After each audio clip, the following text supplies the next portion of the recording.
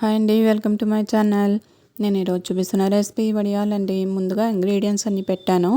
అయితే తయారీ విధానం చూపిస్తున్నాను. ముందుగా మిక్సీ జార్ తీసుకొని అందులో 1 కప్పు బాంబే రవ్వ, 1 కప్పు సగ్గుబియ్యం వేసి మెత్తగా పౌడర్ చేసుకొని 2 గ్లాసులు వాటర్ వేసి మెత్తగా గ్రైండ్ చేసుకోవాలి. తర్వాత ఒక పొటాటో కూడా వేసి దాన్ని మెత్తగా గ్రైండ్ చేసి వడగట్టి దాని జ్యూస్ తీసుకోవాలండి.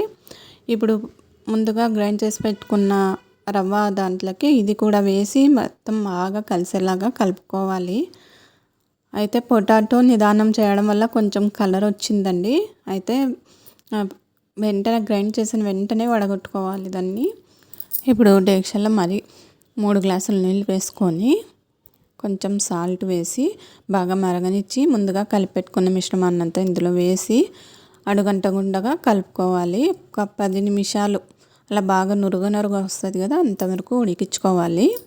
ఇప్పుడు జీలకర్ర, ఒట్టిమిరపకాయ స్మాష్ చేసి వేసాను, అది పచ్చి కొత్తిమీర, పచ్చి కరివేపాకు అన్నీ కూడా వేసి ఒకసారి కలిపి స్టవ్ ఆఫ్ చేసుకొని చల్లారనివ్వాలి.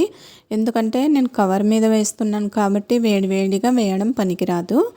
కవర్ మీద వేసేటప్పుడు కొంచెం చల్లారించి వేసుకోవాలి.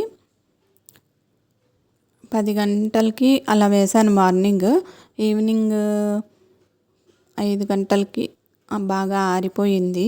ఎండ అట్లా ఉంది కదండి, జల్దీనే ఆరిపోయాయి.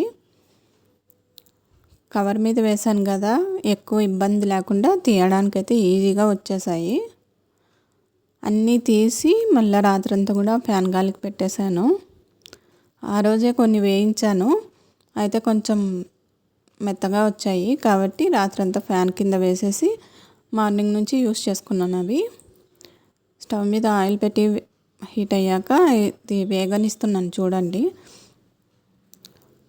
పొటాటో కొంచెం కలర్ రాకనే వడగొట్టి వేసుకుంటే ఇట్లా కలర్ రాదండి, చాలా తెల్లగా వచ్చేటివి. చాలా అంటే చాలా స్మూత్గా వస్తాయండి ఇవి.